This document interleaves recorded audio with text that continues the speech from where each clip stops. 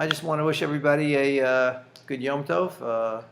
As they say, a good Moed. We're in the Chol HaMoed, the weekday portion of the festival of Sukkot. I hope everybody's really enjoying it.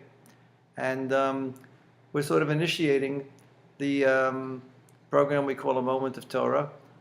Just a brief idea that I've been working on. And I may take up a subject and do a little bit each time, and then we can move on to a different subject. The subject I've been dealing with is something which is very, very important. It's the mitzvah called Hocheach Tochiach. That is, there are situations, it's not very popular today because everybody wants to be a nice guy, but there are situations where you have a mitzvah actually to rebuke your fellow man. Actually, there are two different situations. We'll take up one of them today. And let's say somebody's hurt your feelings. Somebody's offended you. Somebody's insulted you wrongfully. We're talking about a fellow Jew. In that situation, you get really angry and you kind of hate that person. Now, Jewish law places an obligation upon you because we don't champion the situation of victimhood. Many people like to be in that state where they feel offended. It's okay to be offended, but you can't hate the person who offended you. And that's what the Torah says, Lo sisna es achicha bilvavecha. You may not hate your brother in your heart, even if he's offended you. Of course, the Torah is very, very realistic. These emotions are very, very powerful. So what are you supposed to do in a situation like that? The Torah says you cannot store that hatred and keep it inside. You have to do something about that, and that is to rebuke the individual who offended you, to confront him in an intelligent manner, and to let him know. Again, intelligently, there's ways in which to do it. But it's interesting to note, the Rambam says that in such a situation, let's say you insulted him back in return, or let's say you even hit him.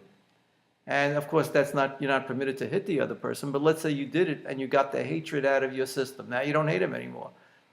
So the Rambam says, in such a case, you don't violate the prohibition of hating your brother in your heart, even though you did the wrong thing.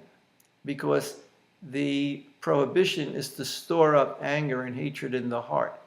And it's always there, and it's always having an effect upon you. And eventually it'll come out. So the Torah says you have an obligation to confront the other person, to let him know what he did, give him an opportunity to make amends, to apologize. When that occurs, the obligation now shifts back to you, and you become obligated to forgive him. That's the ideal scenario, which the Torah envisions, that small things, insults, offenses, which I guess all of us are guilty of from time to time, should not be allowed to simmer and to develop into major things, because as time goes by, it becomes much more difficult to go back and to deal with these things. Many great friendships have been ruined because people allowed that to happen. Didn't see the need to deal with it right away.